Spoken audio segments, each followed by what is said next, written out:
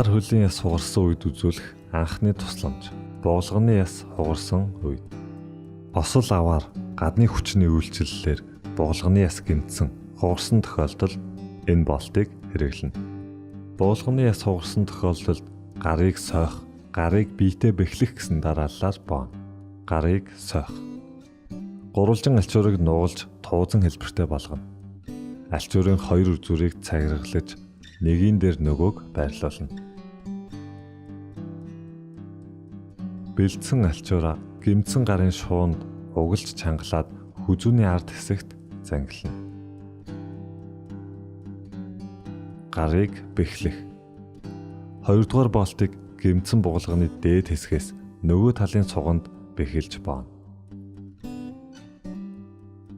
Гуравдугаар болтыг ижил бугалганы тохойн хэсгээс татан цээжин биед нааж бэхлэнэ.